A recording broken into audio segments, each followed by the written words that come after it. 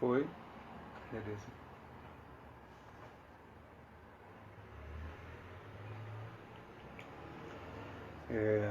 Boa tarde a quem foi entrando e a quem vir depois desse vídeo. A gente vai iniciar uma conversa. E Marcelo, tudo bom? Uma conversa hoje vai tratar sobre conjuntura do país, sobre a crise, conjuntura de Teresópolis sobre a crise. É uma conversa que eu vou ter com a Carol Quintana. Na verdade, ela como entrevistadora. Então, vai ser mais ou menos isso. Estou só esperando ela entrar para a gente iniciar.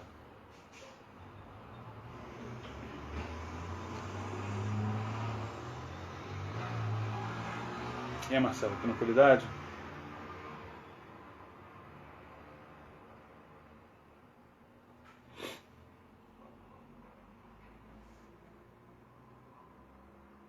Salve, Carol.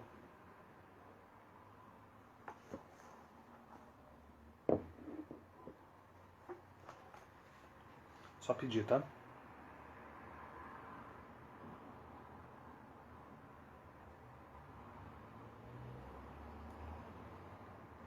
Opa. Tá indo. Cultura de paz, tranquilidade. Aguardando a Carol aqui. Fala, Rodrigo. Tudo bem? Tarde, tudo bem? Paramentada, cara. Toda paramentada. E aí, estou estilizada. Boa tarde para todos, todo mundo que está nos assistindo. Um beijo grande para Janine. Se o povo puder dar um ok aí, se o som tá legal, como é que tá o esquema aí, ajuda. Rodrigo, eu vou dar uma convidada aqui rapidinho. Vamos encher uma linguiça Beleza. aqui até a galera Vou fazer o entrar. mesmo. A gente fez um caminho maluco, né? Que eu vou ficar no negócio do pessoal, mas tá tudo bem. Tá tudo bem. É. Eu vou fazer o mesmo. Ó, Vou convidar convidar, tá também. convidando aqui. Galera, se vocês quiserem mandar aqui na setinha do lado para convidar a galera para assistir a nossa live de hoje.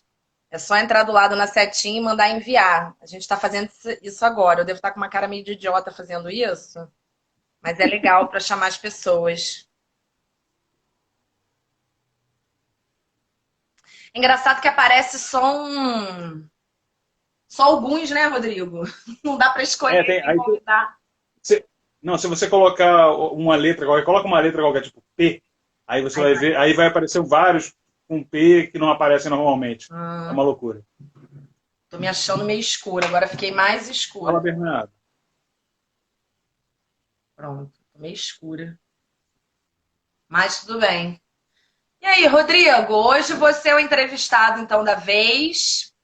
É um Você absurdo. que está entrevistando todos vai ser entrevistado. Foi uma demanda, né? A Cláudia fez um comentário lá, aí o pessoal, lá no grupo da gente, aí o pessoal embarcou, e eu sou tímido para essas coisas, Hum. mas vamos lá, né? São as tarefas e, na verdade, a demanda é necessária, né? Na verdade é um bate-papo, né, Rodrigo? Vamos bater um papo, falar sobre política em tempos de pandemia. O nosso país não é para amadores, né? Então, assim, todo dia tem novas notícias interessantes, quentíssimas, para a gente poder comentar.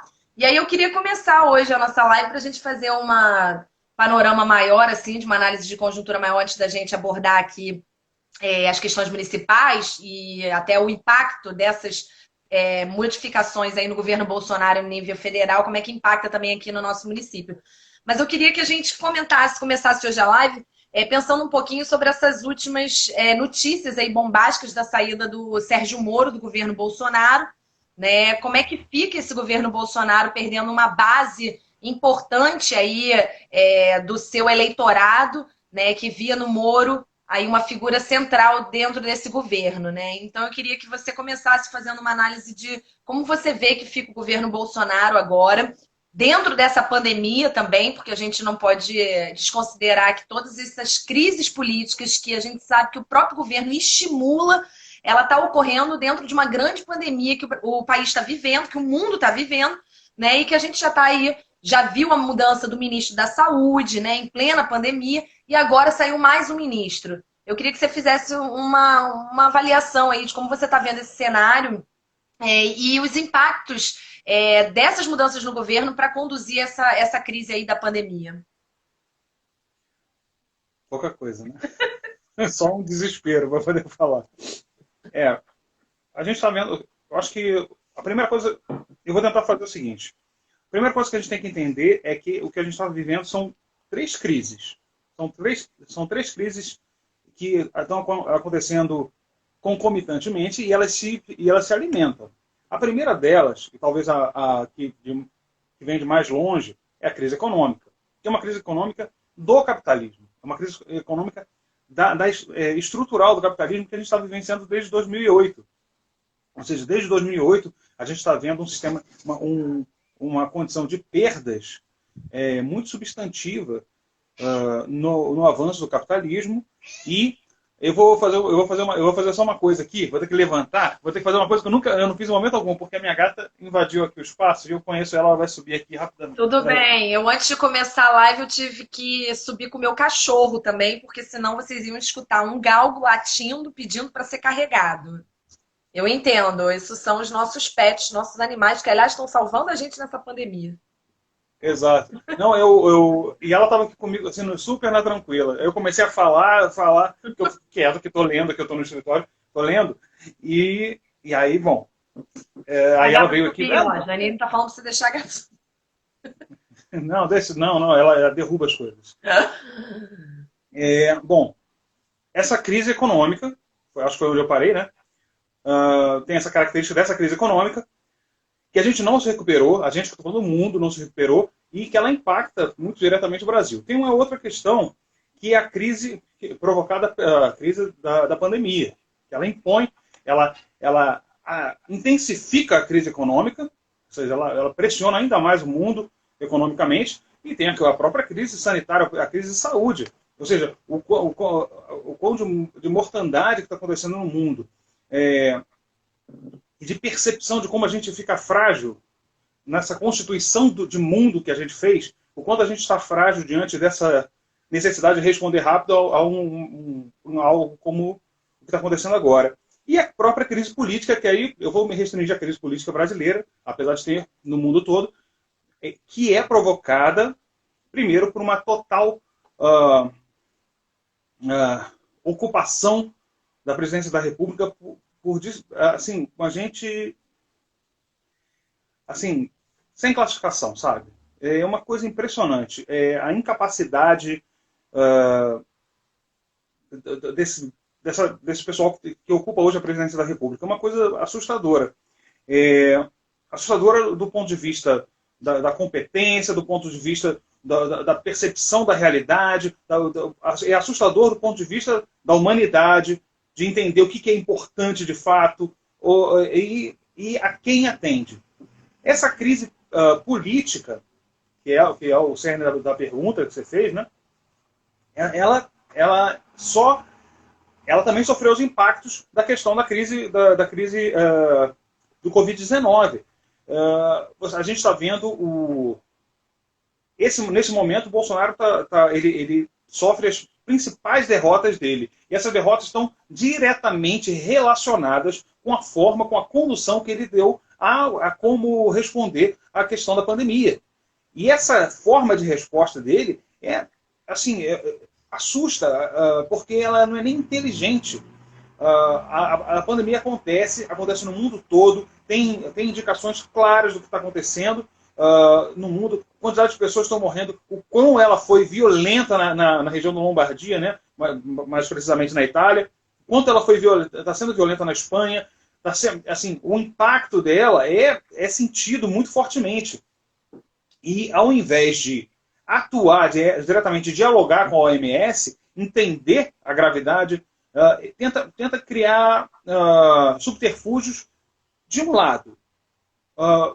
Parece que para falar entre os seus e para garantir uma lucratividade imediata dos negócios daqueles que o apoiam, e de outro, porque para não dar o braço a torcer de que estava errado.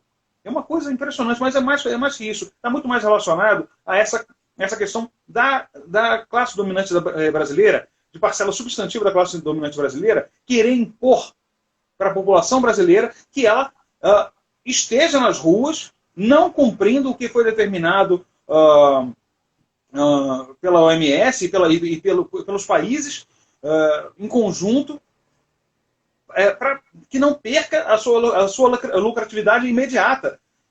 É de uma deshumanidade que é difícil você perceber. Aí a gente fica na dúvida que tipo de classe dominante é essa? Se essa classe dominante tem algum tipo de projeto de país, de entendimento de país? Porque você vê isso, pelo menos, nas classes dominantes de outros países. Eu posso estar em disputa com essas classes dominantes. Posso estar em disputa com a ideia de mundo que elas constituem. Porém, você entende que há um projeto. Aqui é quase que o ganho imediato, o mais mesquinho possível. É uma coisa que assusta.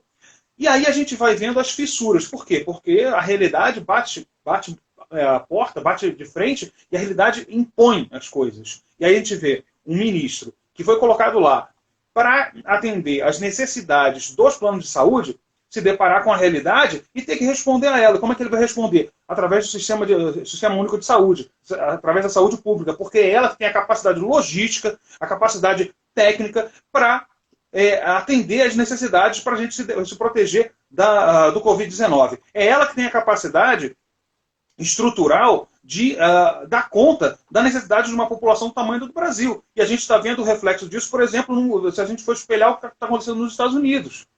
Isso porque a gente está com um problema muito sério, que é a defasagem de informação. Porque, afinal de contas, se a gente não está fazendo testagem em massa, a gente não tem informação de fato de como é que dá esse processo. Mas a gente está vendo um aumento de mortes em decorrência de problemas respiratórios, de insuficiência respiratória. A gente está vendo um aumento de mortes em geral. Então, a gente dá para entender o quão crescente está o processo para além dos números que a gente tem.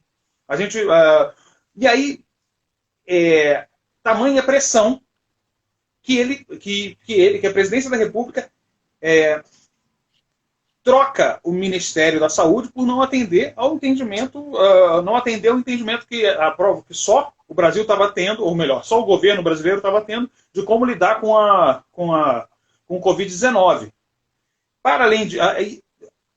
esse é um ponto importante, porque a saída do Mandetta,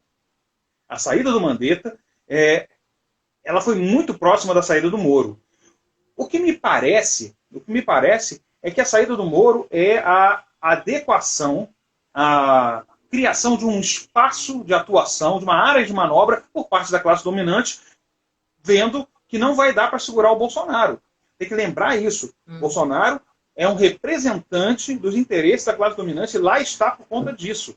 Não à toa, seu ministro da Economia, no caso, seu ministro da Economia, ele é um representante claro, direto dos interesses dos bancos.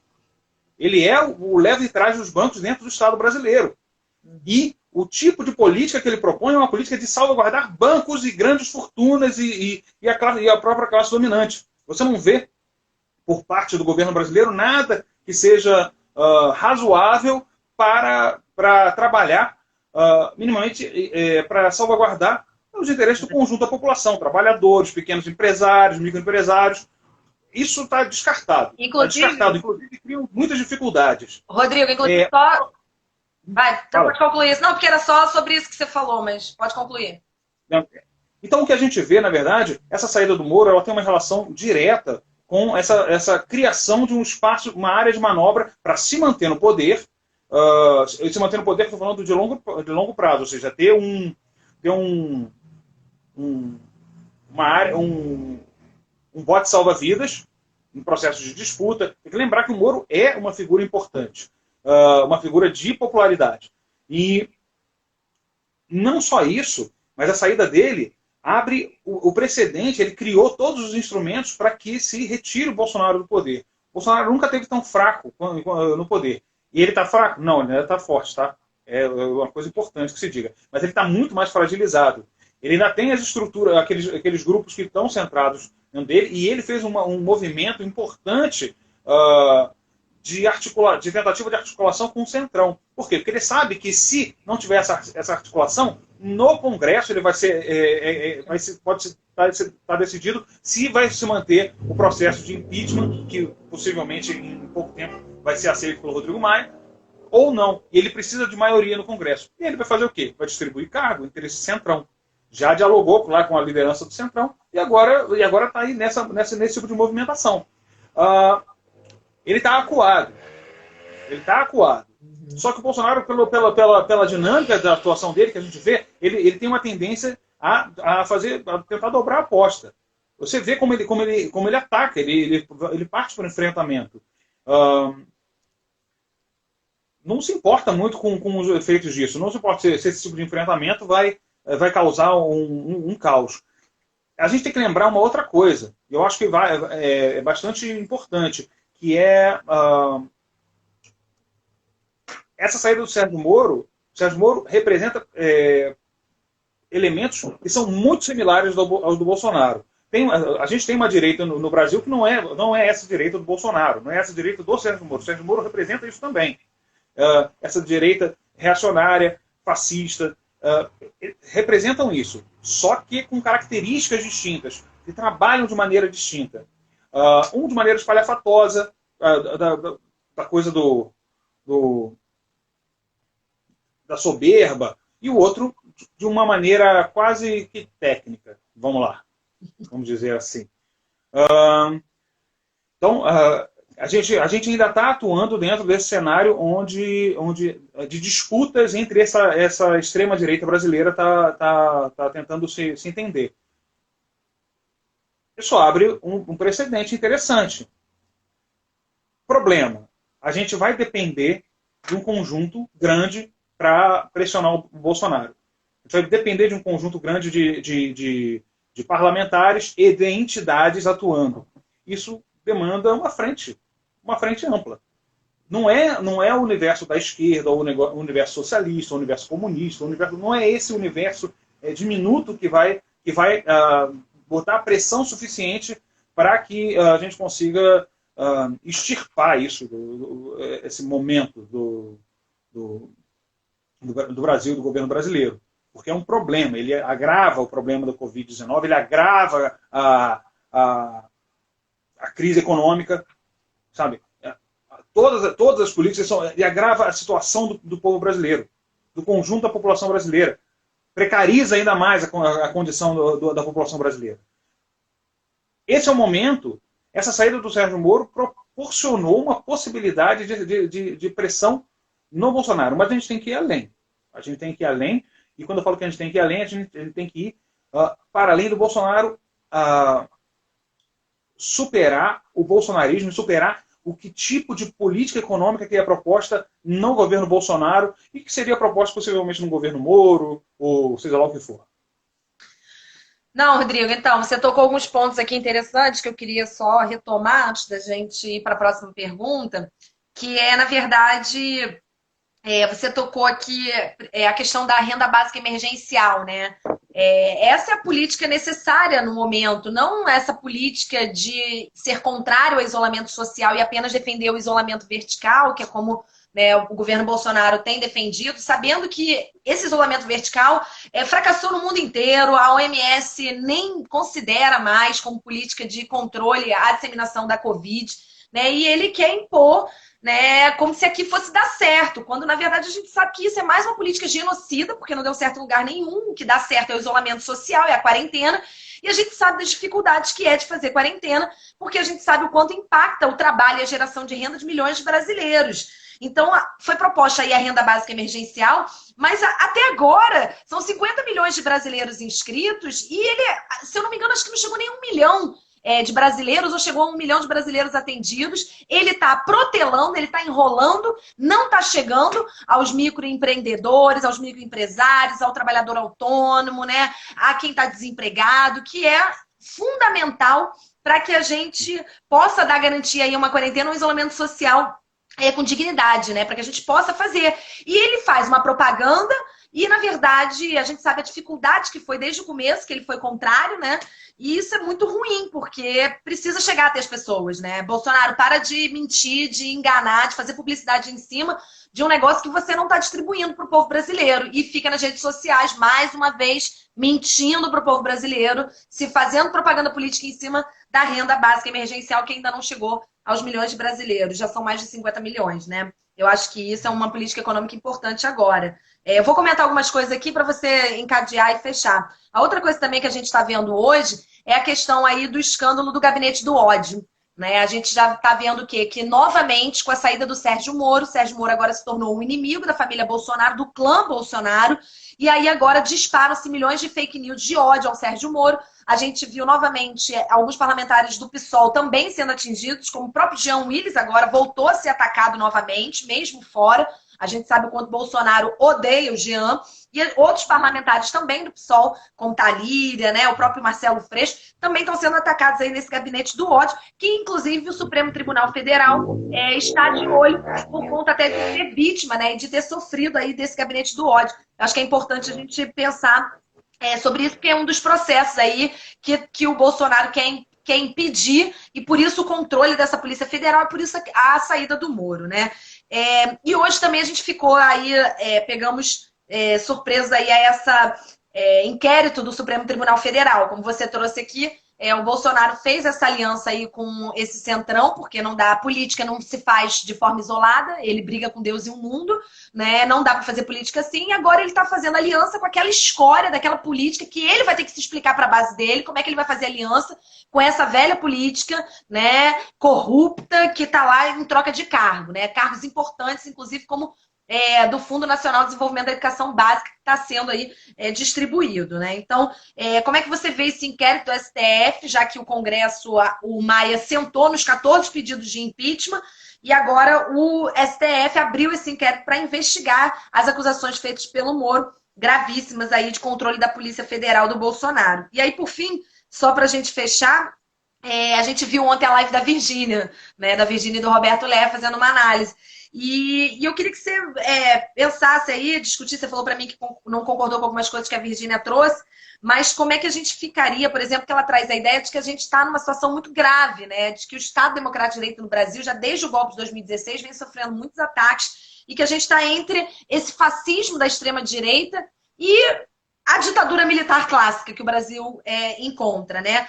A gente vê aí no Bolsonaro e nesse fascismo um aumento desses grupos privados da segurança pública, da polícia militar, né, também entrando aí como base, e as Forças Armadas clássicas brasileiras, que ainda estão no governo Bolsonaro, mas que já dá para perceber que estão muito insatisfeitas com essas políticas adotadas aí. E como é que fica a gente nesse meio? Você já trouxe aqui a ideia de que a gente está fazendo uma frente ampla democrática para poder enfrentar esse fascismo que está aí colocado no governo Bolsonaro. Como é que você vê tudo isso? Eu sei que foi um monte de coisa, mas só para você pincelar aqui os últimos acontecimentos da renda básica emergencial, a questão do gabinete do ódio, a questão do inquérito do STF hoje, como você vê. Só um pouquinho, você comenta o que você quer, só para... muita coisa e elas estão todas... Estão todas interligadas. Vamos lá. Bom, eu vou primeiro na questão da economia, porque a gente já estava lidando com isso, já estava trabalhando com isso. Então, a gente tem uma necessidade, a gente está numa crise dupla, né, que é essa crise tripla. Eu já falei da crise política, mas essa crise política, a atuação, ela tá acontecendo e ela fica um pouco... a gente está com dificuldade para lidar com ela, porque a gente não pode sair de casa, a nossa forma de pressão é uma forma de pressão através de entrar em contato com as entidades que a gente faz parte e pode pressionar para que elas atuem por meio de atuação, fazendo algum tipo de questionamento, alguma coisa do gênero, ou mesmo atuar dialogando com mandatos, e por aí vai. Mas a gente fica com uma atuação limitada. Para ser mais claro, a gente não pode ir para a rua, a gente não pode atuar diretamente, não tem uma atuação a visível atuação de massa, ela fica muito prejudicada. Porém, a gente está atuando. não atua, mas a gente não está atuando sozinho, né? Tem que lembrar disso. Todos os grupos, eu fiz uma narrativa inteira aqui de como a direita rachou e como ela está se estruturando e se reestruturando. As políticas, elas têm que atender, para o conjunto da população, elas têm que atender, primeiro, tem que se estipular uma política clara de defesa da vida, de defesa contra os impactos e contra a mortandade que possivelmente provocaria o Covid-19 nas pessoas. Ou seja, a gente tem que ser, dependendo de como for, a gente vai ter que tomar uma atitude de rebeldia, se rebelar contra a posição do governo federal e para poder ficar em casa. Olha essa coisa mais absurda. Ou seja, a gente tomar uma atitude de... Mas isso, eu tenho visto algo desse tipo. E aí, eu acho que a nossa posição como professor, a gente percebe um pouco isso. Porque as escolas, elas são ambientes sensíveis sobre isso. Assim, não tem muito o que fazer. É um ambiente onde as pessoas estão, onde crianças, adolescentes vão ficar aglutinadas, aglomeradas naquele espaço. E o que a gente vê é que, assim, apesar de uma outra fala falando que tem que voltar a aula, coisa e tal, há um consenso de que não. E há um certo consenso de que as pessoas têm que ficar em casa mesmo.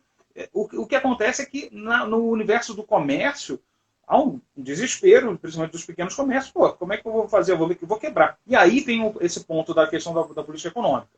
Que a gente está trabalhando com um governo que não trabalha com a distribuição. Não trabalha com o amainamento da desigualdade. O tamanho da desigualdade no Brasil, ela se reflete claramente em como ficam fragilizados essas pequenas empresas, esses pequenos negócios, e principalmente os trabalhadores brasileiros, que muitos foram demitidos, muitos vão trabalhar às vezes em condições terríveis, às vezes não querendo, tensos. Eu não estou falando daqueles que estão trabalhando nos serviços essenciais. Estou falando de outros que não estão e que às vezes se sentem obrigados a trabalhar por conta, seja lá do que for, de pressão de algum patrão que não entendeu a gravidade do momento. Ou está desesperado porque acha que vai quebrar e não tem muito o que fazer. Isso nos casos de pequenas e microempresas. Essas políticas distributivas, elas deveriam servir para salvaguardar principalmente os trabalhadores, ou seja, garantir recurso, dinheiro na mão dessas pessoas para que elas pudessem sobreviver. Assim como garantir que pequenas e microempresas tivessem essa salvaguarda, tanto na questão de não necessitar pagar determinados tributos obrigatórios para poder aliviar essas contas, quanto até mesmo de garantir... talvez o pagamento dos salários dos funcionários dessas empresas por parte do governo, mas o pagamento integral desses salários. Seria o mais adequado. Mas não é só isso. É uma política também que ela precisa dar maior liberdade para estados e municípios. A gente tem que, por exemplo, tem que forçar a anistia da dívida de estados e municípios com a União, para que elas tenham maior mobilidade nos seus recursos. A gente tem que começar a pressionar também as prefeituras e o governo do estado para trabalharem dentro desse escopo de atuação, de poder defender essas pequenas e microempresas e não somente as grandes empresas, não somente as gigantes do mercado, porque essas inclusive têm espaço para poder segurar durante 2, 3 meses. O cara do bar ali, ele não adianta, não tem. A margem dele é muito, muito, muito pouca. Bom, aí eu vou tentar fazer tudo curtinho. Eu botei um monte de coisa, Rodrigo, é para tu escolher aí. Um monte de coisa. É porque é isso, né? A política brasileira... Tem um monte de coisa, é o caos, né? Bom, aí você comentou, e junto com isso, junto com essa necessidade de a gente trabalhar a questão da economia de uma maneira efetiva,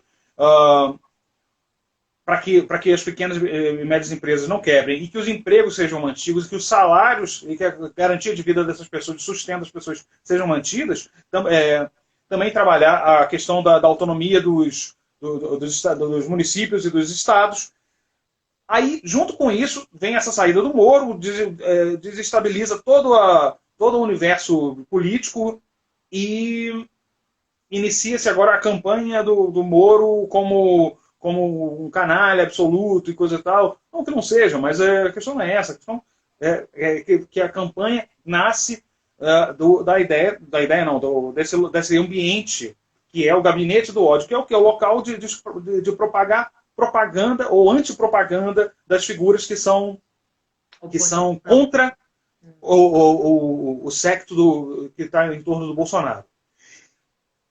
Interessante é o fato de ter imposto a investigação para frente. Eu acho que esse é um ponto central. A gente está vivendo pela primeira vez um momento onde essas investigações e o clima, o ambiente, está um ambiente de mudança em torno do ânimo de enfrentamento ao Bolsonaro. Eu acho que esse é o caminho.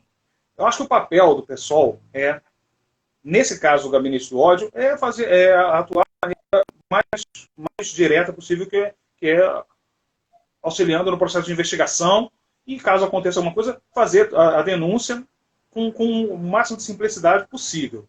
Mas o foco tem que ser no tipo de proposta que a gente vai fazer, que a gente vai dar para um mundo novo, para um mundo, que a gente quer construir a partir de agora.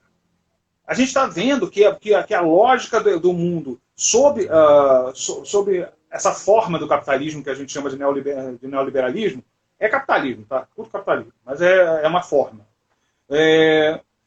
Ele não dá conta e ele se esgarçou, ele não aguenta mais. E ele gerou um tipo de crise, e não é só isso, tem uma questão também da mudança das forças produtivas, como elas são colocadas, a questão da automação e como você vai lidar com um processo de extração de mais valor, né, dentro de uma produção automatizada e, bom, uma série de problemas que não cabem aqui agora, né? Isso é muita coisa. Bom, Rodrigo, esse inquérito, então, do gabinete do ódio, que você está falando aí do gabinete do ódio, primeiro só trazer aqui, saudar todo mundo que está entrando, né? Maria entrou agora, Felipe Aveiro entrou agora, Danilo, agradecer a participação de todos vocês aí, é muito importante, a gente está dando início aí, né, às nossas lives pelo Instagram e a gente espera continuar isso para pós-pandemia, porque é um canal de diálogo e contato aí, né, que a gente tem. E aí, Rodrigo, você estava falando essa questão do capitalismo, por isso que eu te interrompi, porque a Maria trouxe uma questão aqui bem interessante, né? Ela traz aqui, ó, gostaria que você comentasse o papel que as instituições financeiras têm jogado nesse momento de crise, né? E como fazer para a gente regular, né? É muito complicado, tira o governo. Mas como é que você vê essa questão aí, já que você estava falando dessa crise do capitalismo aí, né? Como regular o capitalismo nesse período de crise e nesse período onde a gente sabe que o próprio capitalismo está em xeque, né? Porque a gente viu, por exemplo, o Bolsonaro dando 1 trilhão para salvar os bancos, o dinheiro já chegou. E ele reclamou para dar R$600 para salvar trabalhador e o dinheiro ainda não chegou. Né? Então, como você regular o capitalismo nesse período de crise, nesse período de pandemia, né? Só pergunta. Mas eu acho que o capitalismo está tentando dar, o capital está tentando dar as soluções para garantir os seus lucros. A gente vai ver dois caminhos, dois momentos não, mas dois exemplos disso. Um é a atuação realmente do sistema financeiro, como ele vai trabalhar para se manter funcionando, né? E ainda, ao final do você evitar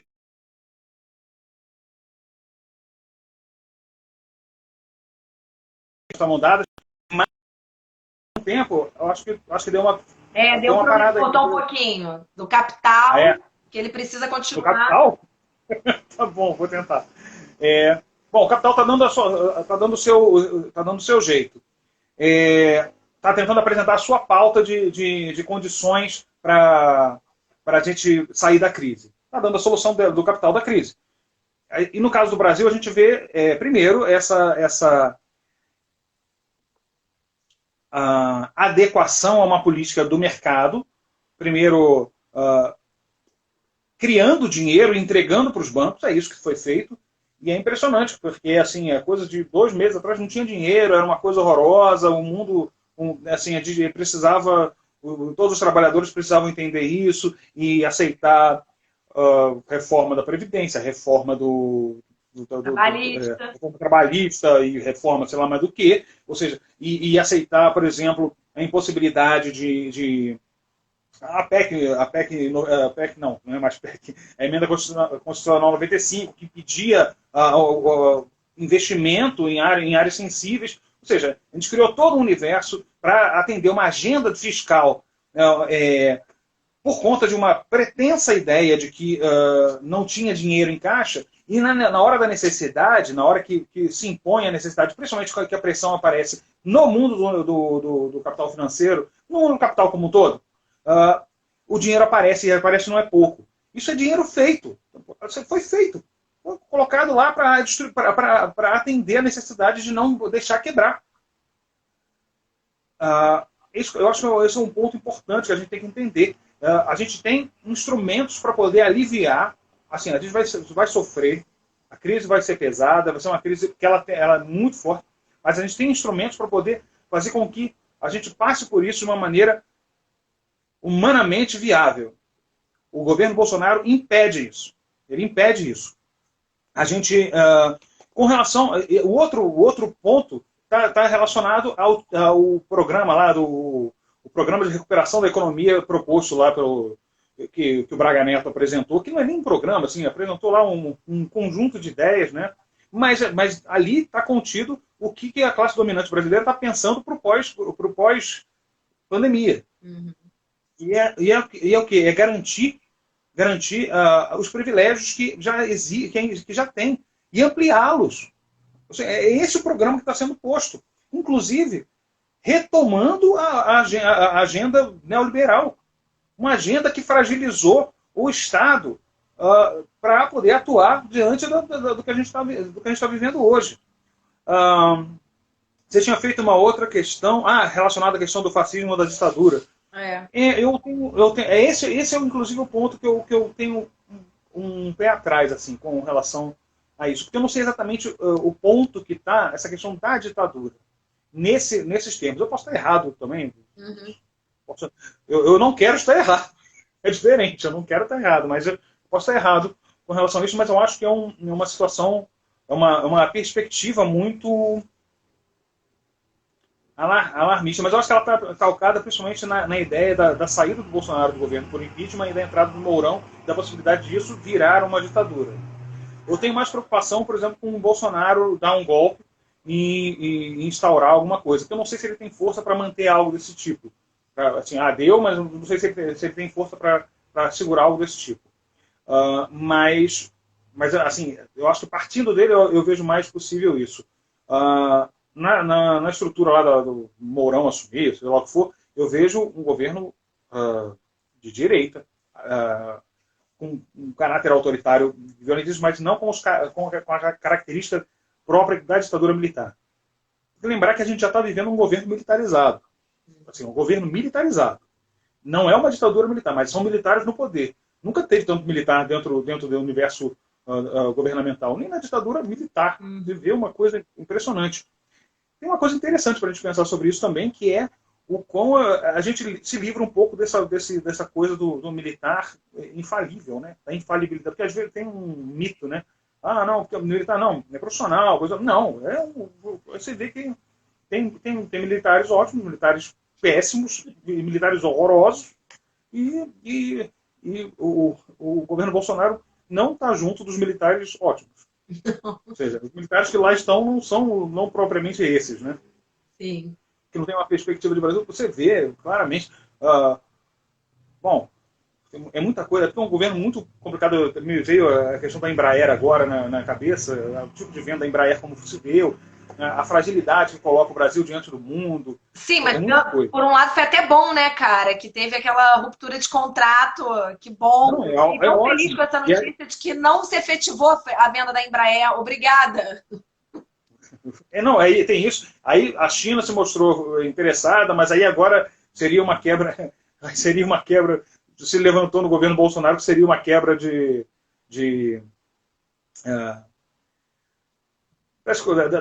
das condições de defesa do país e coisa e tal. Eu falei, porque tem uma relação estratégica desse governo com os Estados Unidos. Claro. Ou seja, desse governo, não com os Estados Unidos, mas com o governo Trump. Uhum. Tem uma relação umbilical aí de interesses. Eu acho que esse é o ponto. Não é o Estado americano como um todo, mas assim, esses dois governos têm uma relação complicada. E a nossa na condição de subserviência. É terrível. Bom, falando muito de Brasil, né? Falando de Brasil, você quer comentar o inquérito do STF e como é que fica isso para eu fechar essa mais geralzona? A gente já está aí temos 20 minutinhos. Eu não entendi direito, desculpa, comentar o quê? Não, que era a questão do inquérito do STF, como é que você via esse inquérito aí do STF, se tem alguma perspectiva, como é que você avalia isso? Acha que tem força? Como é que você avalia isso? Eu acho que agora é o momento que mais tem força. Eu acho que agora é o momento que mais tem força. Pedidos de impeachment. Eu acho que agora... Não os que já foram feitos, mas os que serão feitos ou algum que esteja alinhado com o que foi apresentado, principalmente apresentado pelo Moro. Interessante a apresentação dos problemas que o Moro deu, porque ele se coloca como partícipe dos malfeitos que ele estava denunciando ali. É interessante, dá para desdobrar. Mas eu acho que o principal para a gente agora é a questão do Bolsonaro. O nosso foco é o Bolsonaro, diluir esse governo dele e, se possível, retirá-lo, porque a gente precisa ter uma condição de sobrevida no país. Eu acho que todas as forças têm que estar colocadas nisso. Nosso foco tem que ser muito claro, senão a gente acaba se perdendo e esse é o momento de não se perder. A gente deixou muita coisa por tentar atacar 1000 frentes ao mesmo tempo e a gente não tem essa força toda. Tem que entender o nosso tamanho, tem que entender o papel que a gente pode cumprir. Acho importante isso. Com relação ao inquérito, cara, eu acho que é a maneira de pressionar. Estão pressionando, e eu acho que o STF vai tocar para frente de maneira mais efetiva. Porque há um entendimento dentro de um conjunto, mesmo da direita, que não é a extrema-direita, tá? Da direita brasileira, que o Bolsonaro está atrapalhando a condução do país. Agora é saber, não é toda a direita que está pensando assim, porque ainda tem aqueles de interesses muito pragmáticos dentro desse governo, mas começa a se criar dentro da classe dominante, já começava antes, a gente já viu isso com a saída da base do governo do Ronaldo Caiado. O Ronaldo Caiado representa o agronegócio, cara. Sabe? É uma coisa séria, é um peso muito grande. Então a gente vê, o agronegócio, ele ainda está, mas está... Na Fiesp tem um racha dentro da Fiesp. Então a gente tem que entender como é que estão essas movimentações da classe dominante e saber como é que a gente atua. A nossa atuação é mais frágil, porque a gente tem que entender que a gente está num momento de reorganização da esquerda. De reorganização do universo e do campo democrático como um todo. Estou falando da esquerda porque eu atuo muito mais no universo da esquerda, mas do campo democrático, mesmo que sejam liberais democratas ou social-democratas, mas assim, o campo democrático dele está combalido, mas a esquerda precisa se reorganizar de uma maneira mais efetiva e entender o seu tamanho e o seu momento para atuar com mais efetividade. Eu ia trazer isso agora, assim, para a gente... Eu até pensei em trazer umas questões da cidade, mas a gente está tão em análise política mais geral que eu acho que a gente pode ficar por aí também. Pode da cidade também. Enfim. Não, porque eu ia colocar isso para você, né? Quais são os desafios da esquerda nesse momento? Porque a gente está vivendo uma situação onde a gente vê essa disputa da burguesia, da classe dominante, né? Então a gente está entre a cruz e a espada, porque a gente está entre essa extrema-direita capitaneada por esse fascismo do governo Bolsonaro, com o que tem de pior da política brasileira, com os mecanismos mais horrorosos, com esse gabinete do ódio, com as milícias, né? Com tudo fora da institucionalidade democrática. E a gente tem agora essa burguesia na figura do Moro, que vai puxar esse bloco, né, que é uma burguesia mais clássica, mais polida, né? Digamos assim, a gente é a favor da exploração, mas a gente não pode verbalizar tão explicitamente contra o Bolsonaro, porque não pode ser tão explícito, né? E aí a gente vê a disputa da política brasileira sendo travada entre a extrema-direita e a direita. E a esquerda, onde é que fica nisso, né? A nossa dificuldade aí da gente conseguir, inclusive, fazer essa unificação da esquerda, né? A gente vê essa dificuldade dos partidos que são colocados aí como centro-esquerda, e a gente pode falar de PSOL, de PT, de PDT, de PSB, né? Indo até para aquele mais centrão, mesmo da direita, mas que, né, defende minimamente o Estado Democrático de Direito, como o MDB, o PSDB, né, outros partidos aí que estão formando esse bloco, o Rede, né, o PV. Como é que a gente consegue, faz essa unificação? E qual é o lugar da esquerda também dentro dessa unificação? Porque a gente também não pode esquecer, né, Rodrigo, que a gente tem muitas oposições, né, com vários partidos desses que estão colocados aí, mas que o momento agora pede uma frente ampla democrática, como a gente viu aí no período da redemocratização brasileira, no final aí dos anos 80, né, no meio dos anos 80, pela necessidade colocada pelas condições materiais da nossa história, né? Então, quais são os desafios da esquerda? Como que a gente se organiza na nossa base? Como é que a gente faz essa aliança sem perder o nosso programa, né? Queria que você comentasse aí para a gente terminar aí a live com uma coisa positiva, né? Instigar e dar esperança para os nossos militantes de que dias melhores virão, de que a gente vai superar esse capitalismo, esse neoliberalismo, de que a gente vai poder humanizar minimamente o Estado brasileiro. Como fazer? Quais os desafios? Eu gostei muito de, nessas condições, ter que fazer uma abordagem mais positiva. Vai ser uma bradeira. Mas vamos lá, vamos tentar. Cara, então a gente está tratando de frente ampla. No fim das contas, assim, no final você apontou. E frente ampla, a gente tem que compreender que os grupos mais frágeis tendem a abdicar não abdicar, mas assim, tendem a recuar determinadas posições em torno dessa pauta específica. No caso que você citou aí, do período da redemocratização, era o quê? O período das diretas já e da redemocratização. Era uma pauta específica que conseguiu aglutinar um espectro muito grande. A gente tem um espectro muito grande para atuar. Já está posto aí. Os partidos, você falou uma série de partidos aí que não compõem grupos que estão juntos, mas que se posicionam como oposição ao Bolsonaro. Salvo o PMDB, que eu não sei como... PMDB não, desculpa. Sou velho e falo essas coisas. MDB. Salvo o MDB, mas assim, o DEM é um partido que se coloca não como oposição geral, mas como oposição ao Bolsonaro. Não é a política do Bolsonaro, mas assim, estou tentando pensar que o Bolsonaro é um problema. Ele é um problema muito geral. Ele toca essa agenda, dane-se, ele consegue tocar. Não à toa, foi ele que tocou o grosso da agenda. Você ouviu o carro passando loucamente aqui? Assusta, né? Foi ele que tocou o grosso da agenda neoliberal última que a gente teve.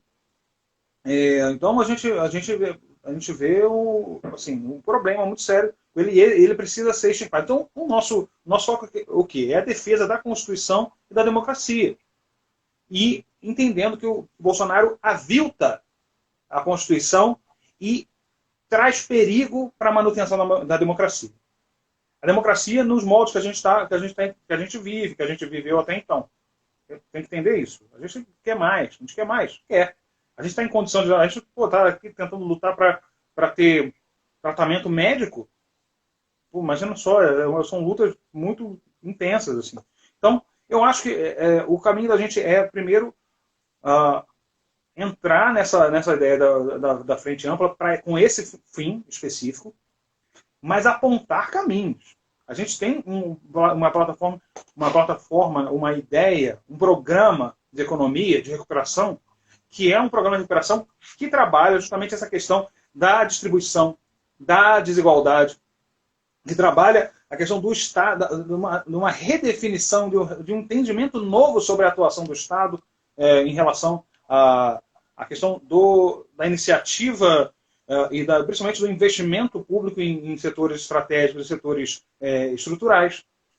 Ou seja, há um universo, um conjunto de ideias que a gente tem. Elas têm que estar postas, eu acho que elas têm que estar sendo faladas o tempo todo, e a gente tem que atuar no que tange ao Bolsonaro, em conjunto no que tange ao Bolsonaro nessa defesa à democracia e à Constituição de 88, em conjunto com os demais partidos. Ou seja, criar uma frente efetiva. E aí não é só partido, é chamar a sociedade, porque é isso. O nosso espectro tem que ir para além, porque é a sociedade invadindo e dando o rumo para o Estado. Ou seja, a OAB precisa atuar, as entidades de classe como um todo, clube de engenharia, todas as entidades de classe possíveis têm que atuar entendendo que militares estão descontentes com essa condição, tem que atuar entendendo que a gente está vivendo um momento muito sério que pode definir, primeiro, uma catástrofe em termos de vida humana aqui no Brasil e uma catástrofe em termos de aumento da exploração, da desigualdade e da pobreza no Brasil. É muito, muito grave o momento que a gente está vivendo. Isso sem contar o risco seríssimo que a gente tem com relação à quebra da democracia. Eu acho que então a nossa atuação é atuar nessa frente ampla dessa maneira e nos estruturar em torno de uma agenda, principalmente de um programa econômico discutido e debatido à exaustão. A gente no pessoal tem uma estrutura razoável de um programa econômico, principalmente de um programa de recuperação, mas ela tem que ser debatida para além da gente. Outros partidos estão fazendo, a gente vê o PSB fazer, a gente vê o PSDB que você falou, e o PSDB é um problema, porque o PSDB são muitos agora, tem um monte de PSDB, tem o PSDB do Dória. Então, as centrais sindicais aparentemente vão fazer um anúncio aí. Parece que chamaram inclusive o Fernando Henrique para fazer o anúncio, para fazer a fala. Não, aí você vê como a ideia. Eu não tenho certeza, isso me chegou agora tem mais ou menos umas 3 horas. Aí eu não fui checar também para ver se era isso mesmo. Mas é isso.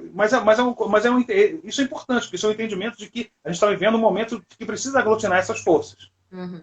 Um outro ponto que eu acho que a gente precisa é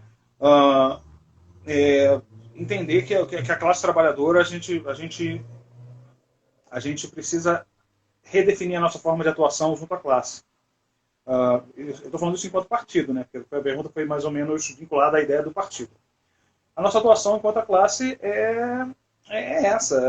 A gente entender novamente o que é essa classe trabalhadora, como é que ela está organizada, por que ela está tão desorganizada, por que grande parte dela se tornou tão reacionária, que a gente tem que falar sobre isso.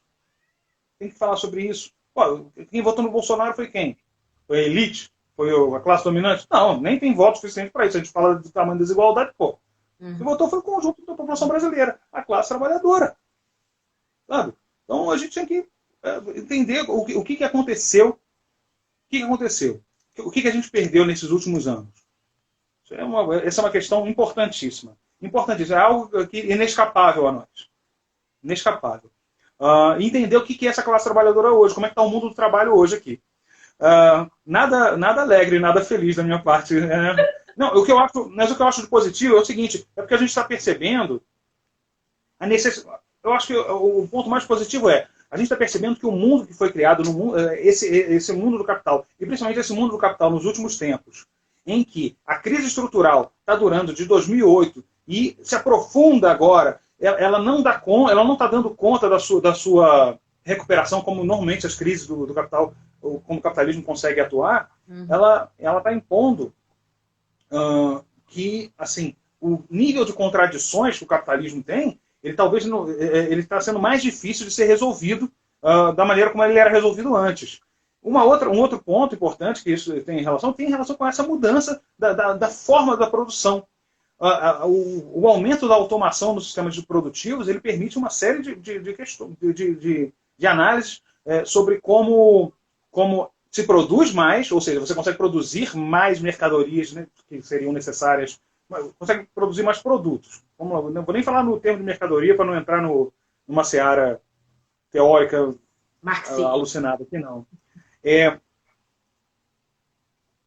a gente já tem uma capacidade de produzir para o mundo muito intensa, ou seja, produzir para que não tenha falta, não tenha carência das coisas nos lugares.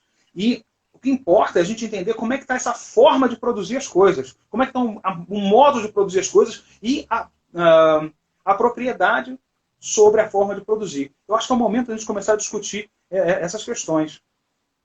Começar a apresentar elementos diferentes para discutir como a gente está produzindo as coisas no mundo e como a gente pode pensar em produzir melhor. Ou seja, abre um campo para isso. Por quê? Porque a forma como a gente está fazendo agora, ela não atende os interesses da humanidade. Uhum. Tanto dos interesses de defesa do meio ambiente, tanto dos interesses de defesa da economia mundial, tanto dos interesses da nossa sobrevivência enquanto espécie. Da própria burguesia, né? A própria burguesia não está conseguindo se reproduzir adequadamente, né? Dentro desse contexto. Né? Óbvio que sofre menos, mas até ela está tendo essa dificuldade também, né? Rodrigo, agradecer aqui, porque a gente já está chegando no final, antes de cair, agradecer a participação de todo mundo, né? O Bernardo, Janine, Maria, todo mundo que participou, a Thelma entrou também. Vitor também entrou, dá um alô, uma saudação a todos que participaram, brigadão.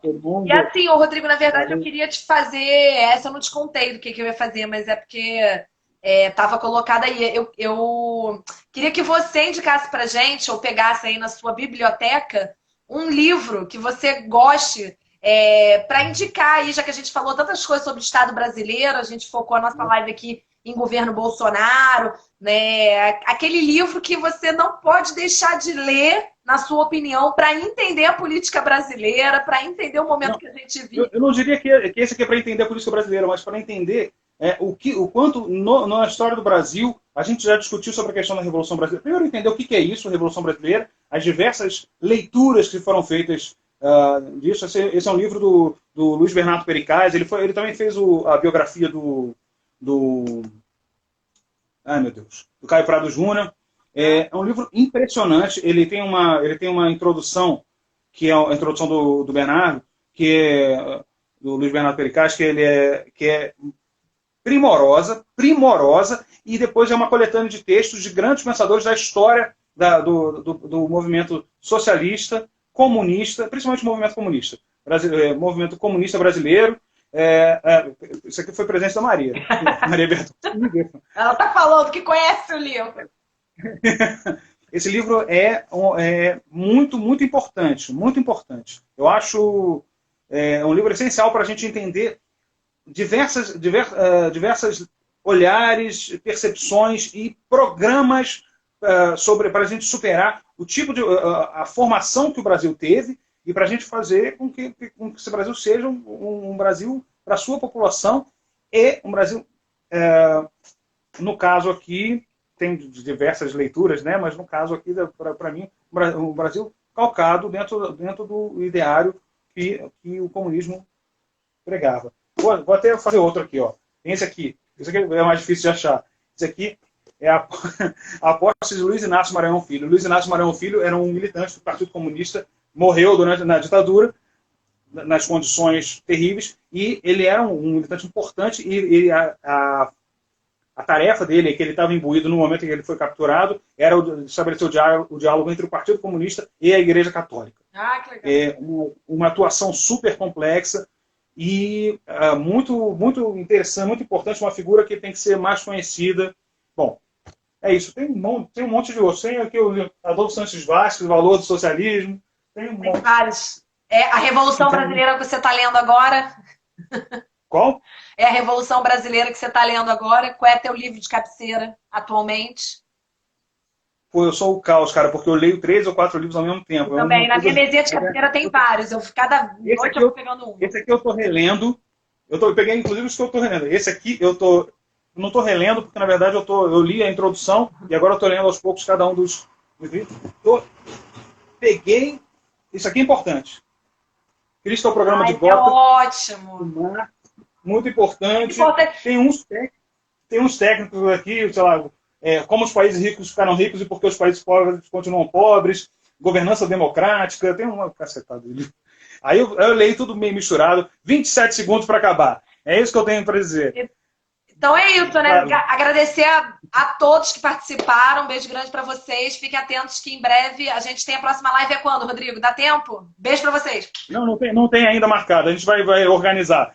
Bom, valeu, gente. 10 segundos. Fiquem bem. Até. Vamos à vida. Valeu, Carol. Valeu, Rodrigo.